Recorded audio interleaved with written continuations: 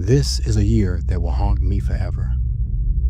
If this world is still standing years from now, I wonder what will be our takeaways. Will we become a better society? I pray we do.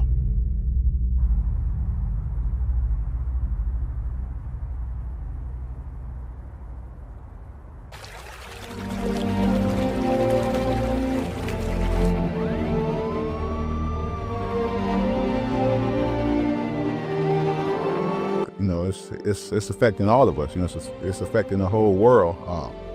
One of the things that's difficult for us as being an essential business is that, you know, we sell new and used appliances, and you know, even though this is going on, people still have needs, Doc, and you know, we're trying to fill the needs of the people and remain safe at the same time. Directly after the one-on-one interview with Mr. Copeland, Governor Whitmer closed state of all non-essential business.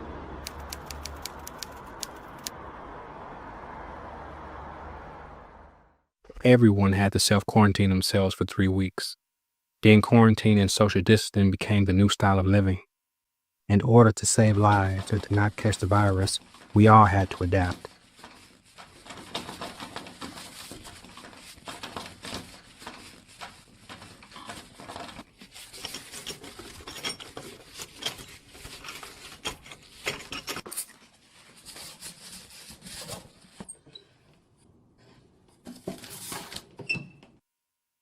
So it looked like the president and our governor here in Michigan extended the deadline down to, I think, April 30th for us to be quarantined. So, yeah, so we'll be stuck in the house for another 30 days or so. And starting to get a little rough. You know, it's not a lot of things you can do in the house.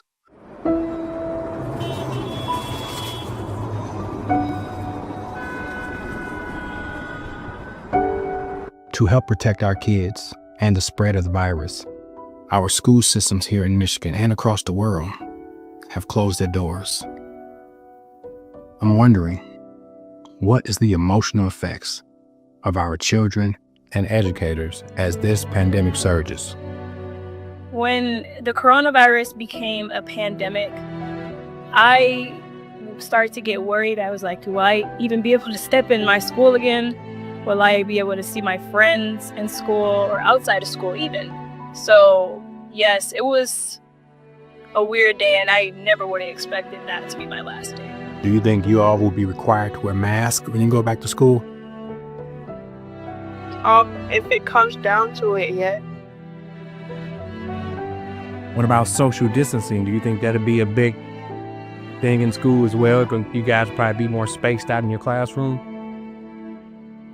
Yeah, but my thing is, if we have to social distance, then what's the point of going to school? Because school is about interacting with one another. We had to put a plan in place in order for the students to get their work, homework, classwork. We had to put a plan in place for the kids to get food.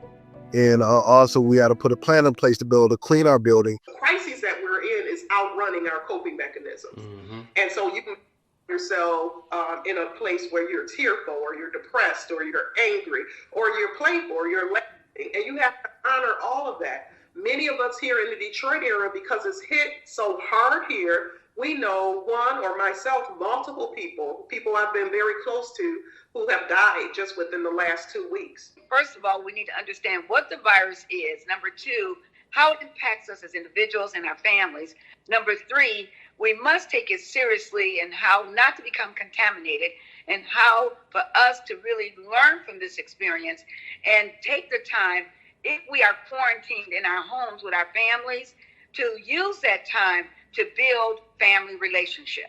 No, it was ironic because 3 weeks prior to any of this coming out regarding the virus, the Delta sorority had a big gathering at our school 3 weeks prior, and then part of it was they donated close to, I'm gonna say, about 250 bottles of hand sanitizer to our school, and also tissue and things of that nature.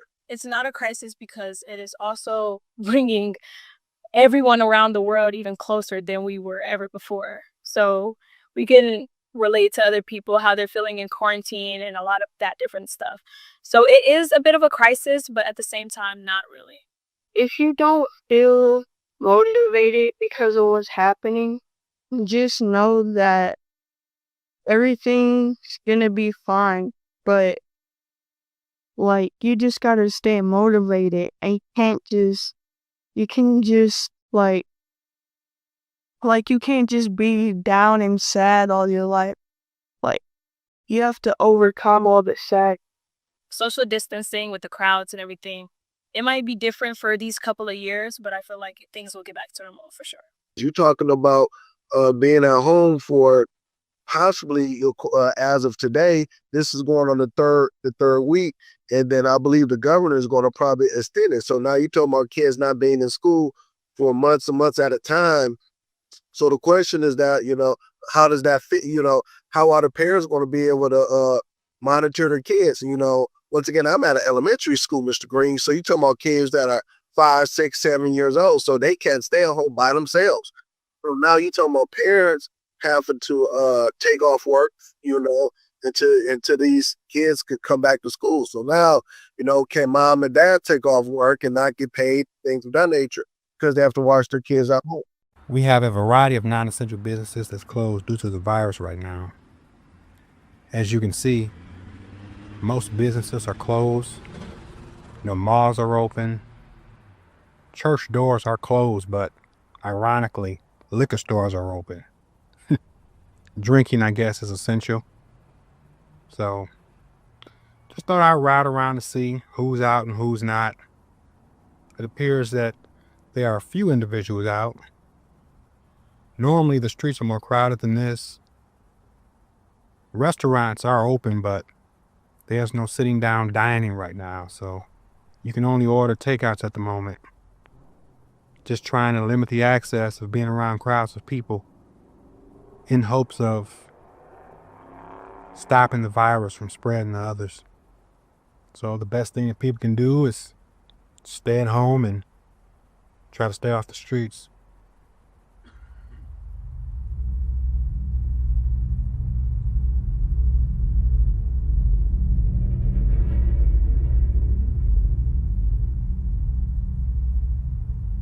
And we just had a few people pass away over the weekend.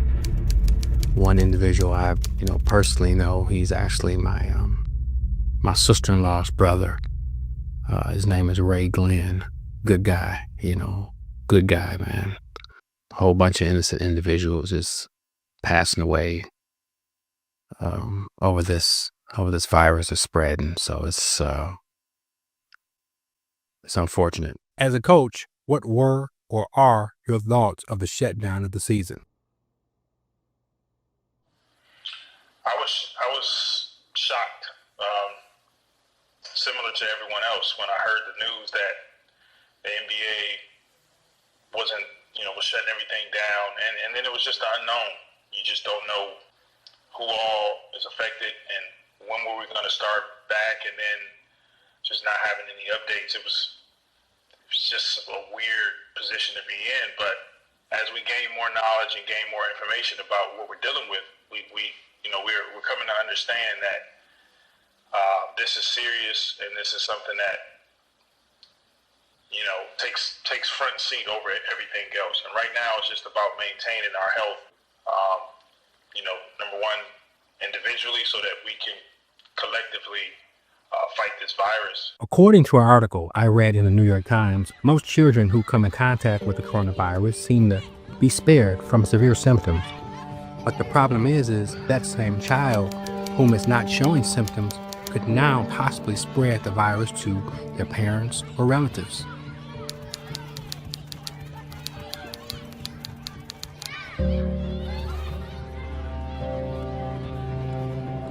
When you look at history, this is my opinion, is that, different viruses, whether it was AIDS or other things of that nature, has been created, to probably wipe out a population, wipe out a race of people, so forth and so on. So now it's created, And then from there is, started in China, and it went from China and it just spread all across the whole United States.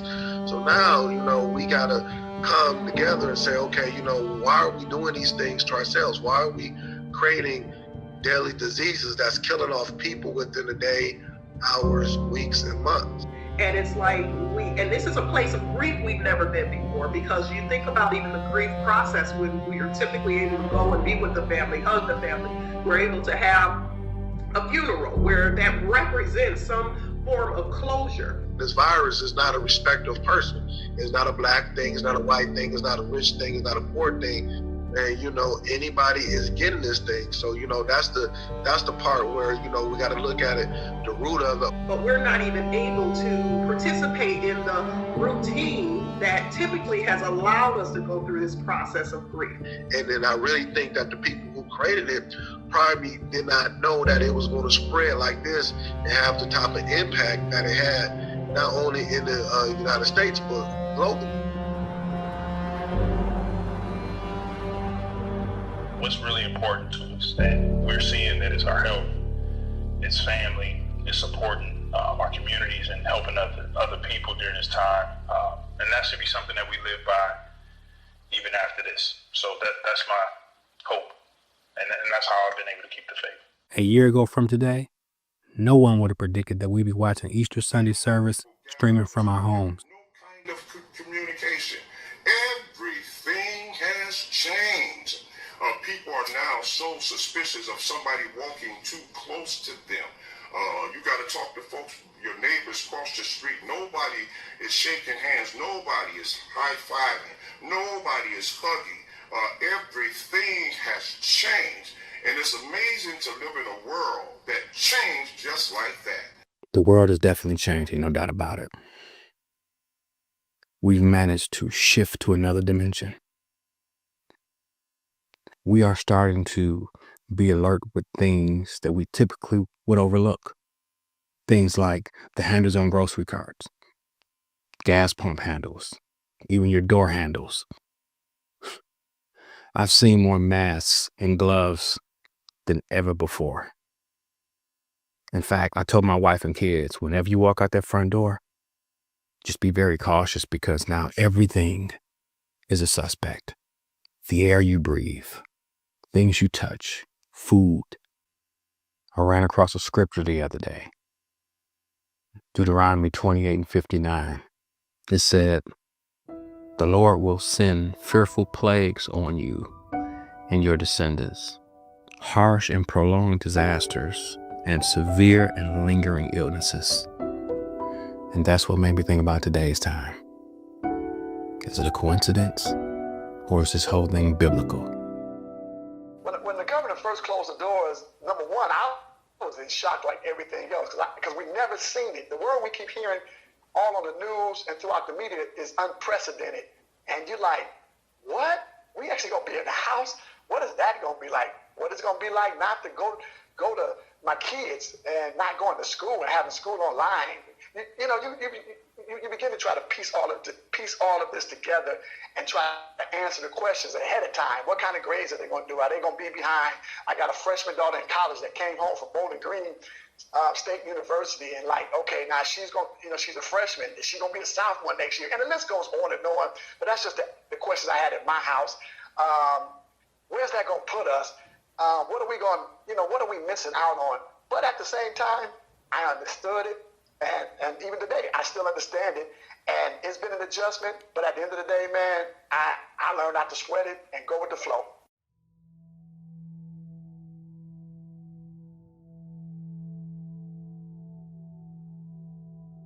As a business owner, do you think shutting down business was a good idea? Or do you feel like, you guys could have managed and kept your customers and environment safe? I think it was the best decision. I don't regret that, closing the doors and keeping everyone safe. Even with a lockdown in place, cases seem to be skyrocketing on a day-to-day basis. One may ask, how could cases rise when predominantly 60 to 70% of our working population is shut down? Are people taking the virus serious? I'm not going to sit here and act like I really took it serious in the beginning, but after the pandemic was launched, that's when I started to like, okay, this is serious. This ain't a joke. My first symptom was a dry cough, but even as days went by, there were other symptoms that I experienced, as far as dry cough, fatigue, chills, sweating. My taste had faded. Like everything I would taste would taste like real salty or something like that. And then like my body was just aching, like my muscles, like my legs and my lower back and my shoulders was aching. Like I had just worked out intensely and I hadn't been working out because I hadn't been feeling well. It just was not essential enough to me to even take that chance. And I really feel bad for my employees. And I know that I may lose some customers because of that decision. I may even lose employees.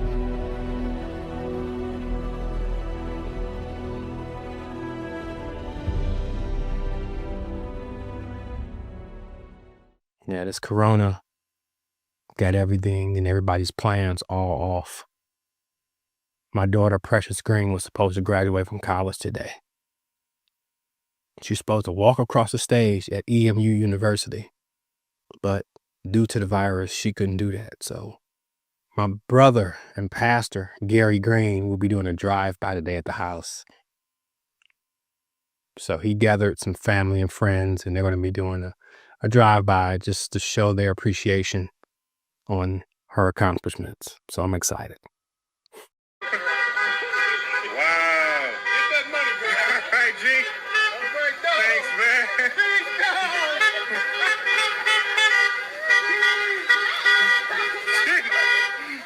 G, you about to throw some more popcorn out, dog?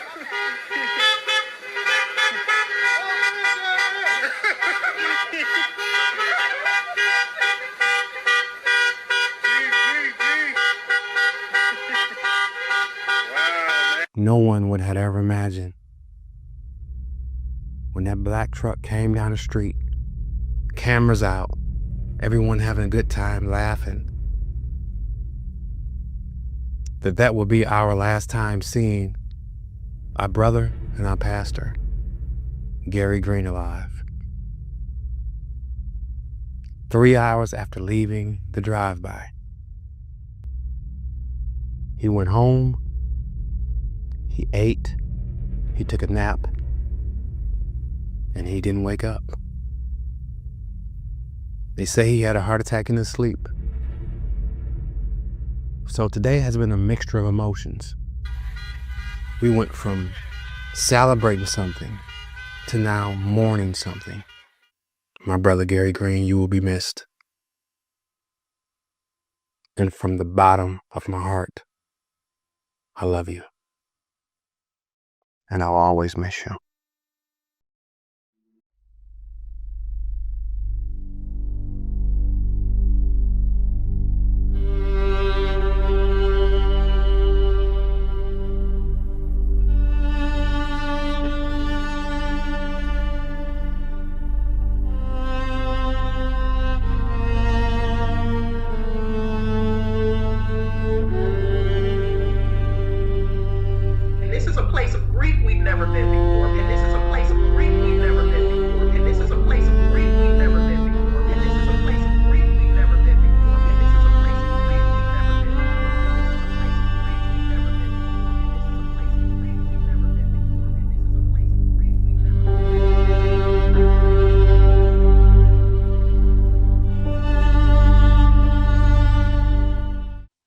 With all that's going on now in this crazy world, we're still dealing with police brutality. Sadly, it doesn't seem like this will come to an end. We have COVID that we're battling. We have ourselves that we're killing in our own communities. And yet we're still dealing with law enforcement. Will this ever come to an end? A shocking scene after the death of George Floyd, why so many poured into the streets. We can't peaceably protest in the streets without... The reality is that there's always been this police brutality. People don't want to speak about it or talk about it, but we've all seeing this police brutality. In the police department, you still have some segregation involved. Listen, man, I'm a black man in America. I am 54, getting ready to be 55. I've had my shares of running across police officers who were tripping. I've also had my share of knowing good police officers too. So I'm not going to categorize and say all police officers are bad or yada yada yada. No, that's totally incorrect. I think the media only gives information that it wants people to know, which is a little misleading a lot of times. I'm with law enforcement doing a job, but doing a job in a correct manner. Now, it's one thing of going above and beyond, but there's another thing of going too far.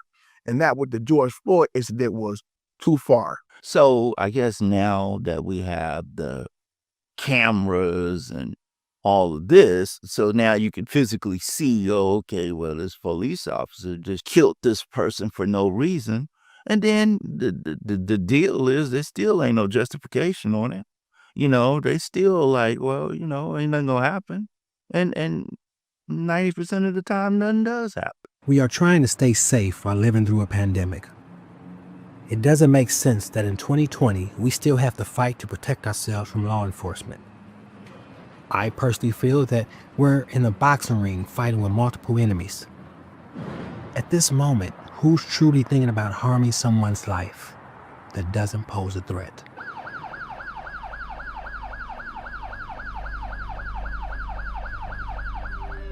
And some officers are getting very good training, but after the training, it's still on their responsibility to apply it. But when you get trained, they take their liberty to not use the training we're taught and divert and use their own tactics.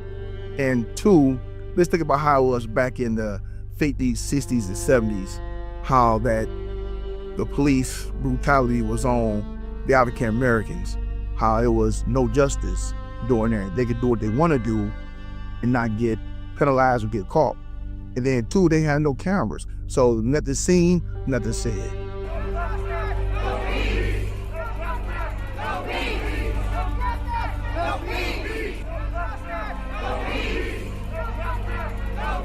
How does a melon man go and steal a pack of candy and he do 10 years?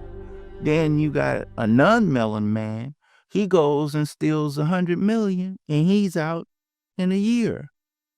You know, I mean, come on, man. The two most deadliest things for officers is traffic stops and domestic violence. With the traffic stop, you don't know what you are encountering. They don't know what they're going up against.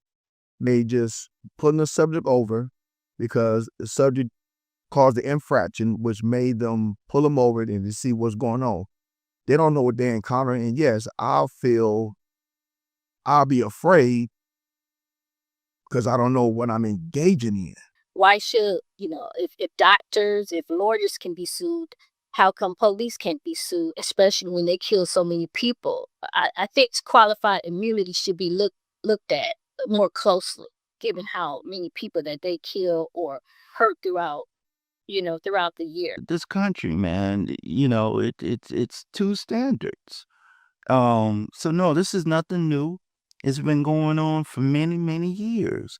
And the unfortunate piece that us as the people, the melon people, have been seeing this way too long, have been dealing with this way too long. In the police system, I believe that it should be more geared to more mental health training, how to spot, how to discover, and how to resolve a mental ill person versus going at it in a physical contact way. The thing with the police brutality and any so-called wannabe dictatorship, you can pretty much put an end to it. And you know how you put an end to it? You want it to stop, then you stop supporting the people who bring about this foolishness.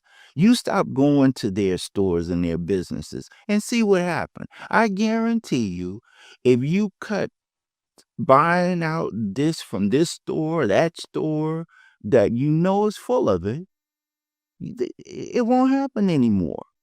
It'll stop. But, we feel, well, we ain't got no power. The power is in your pocket.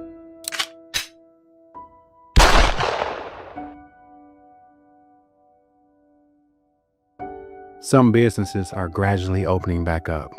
I'm curious to find out how people are digesting things right now. I feel like I'm in a twilight zone right now. Just how much just drastically changed. Everybody walking around with these masks. The powers that be want this to happen. And if you ask me if they wanted to, since you want to kill off people, do the world a favor and kill yourself first. When you know somebody, when you don't just know them, when you interact with them and you close to them, and they're gone, man. It ain't affected that much. Just the fact that we lost a lot of money. I'm just fearful the whole we get shut down again and nothing like that. My kids at home, and that's kind of getting on my nerve as well, My people in general have been resilient through a lot of things. So the virus is doing exactly what it was designed to do, and that's to kill the weak. Me, personally, I believe it's a man-made disease. It's along with the virus, social injustice. It's a lot of things that's going on. It's getting ready to wake the world up. And in order for this to take place, we just have to continue to be resilient and work through it.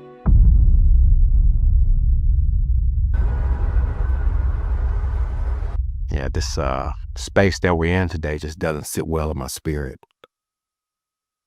People's mental health is literally all over the place right now. From COVID, stress, unemployment, deaths, police brutality. But now, there's talks about a possible vaccine coming, which could be a good thing. But honestly, I don't know if I'm going to take it.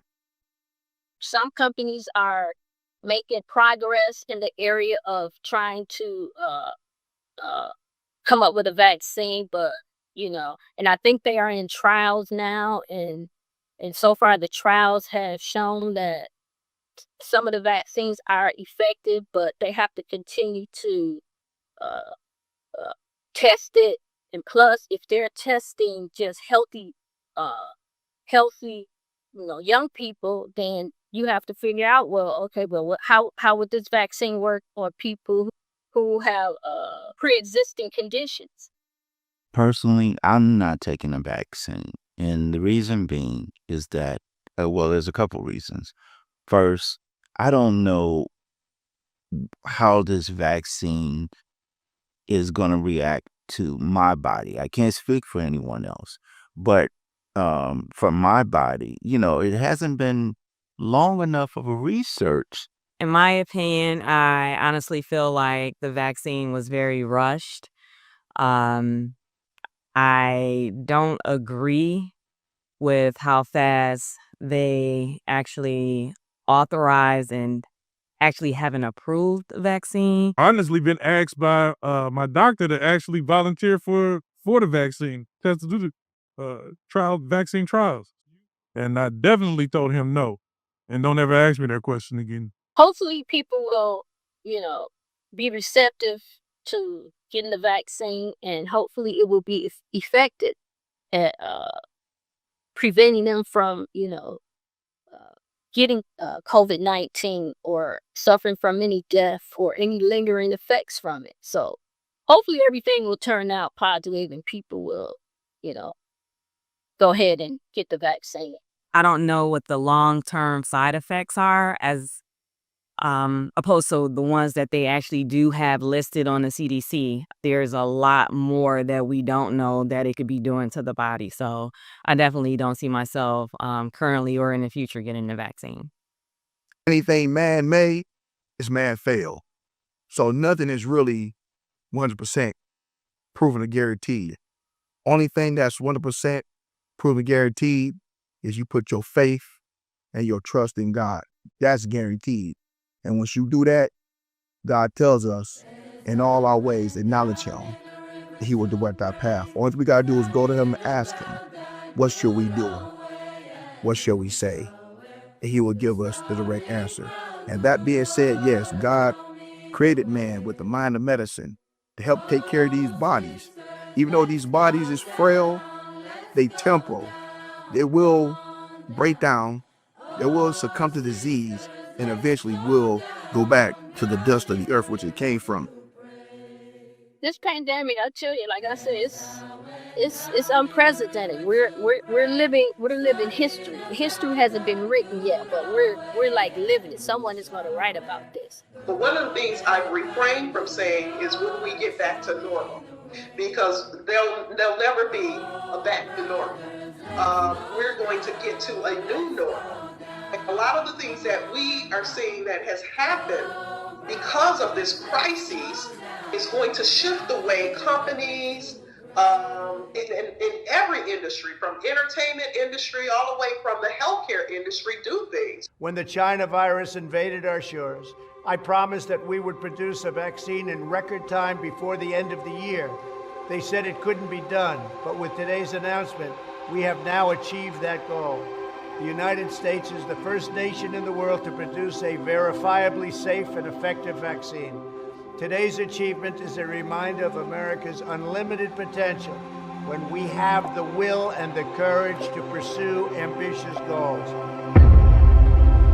I can see at least half a dozen protesters. Biden ran of the country's 17,000 new cases, 29 deaths so far this year. What? Over 70 protests. Wisconsin, domestic violence claimed 80 lives. That shows violent crime in the U.S. is rising. Cases skyrocketing more than 200%. More than 400,000 cases per day now. For the school shooting in Texas, reveal a possible increase in a certain type of stroke. A father shot and killed his 2 children. It's part of a nationwide spike in violent crime. Should continue to wear masks. 4 mass shootings in the United States. 5. This summer could be described as the summer of strife. Death of Tyree Nichols. Those 5 officers were arrested. Inflation has fallen every month. A pre-planned attack.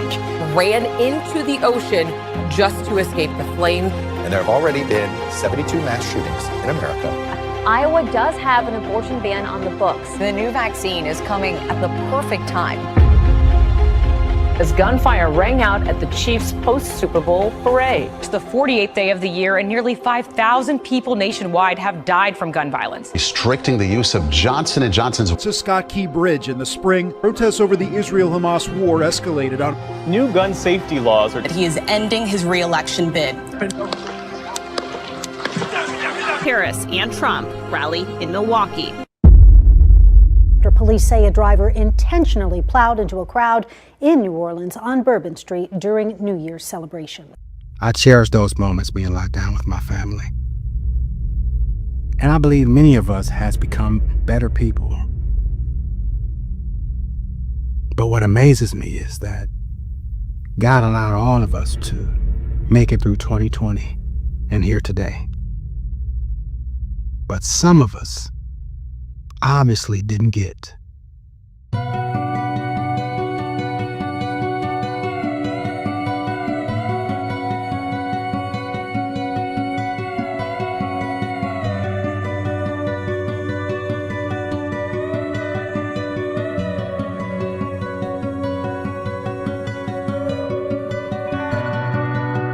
Sometimes I'm wrong, sometimes I'm right, but I really know nothing about what you need me to say.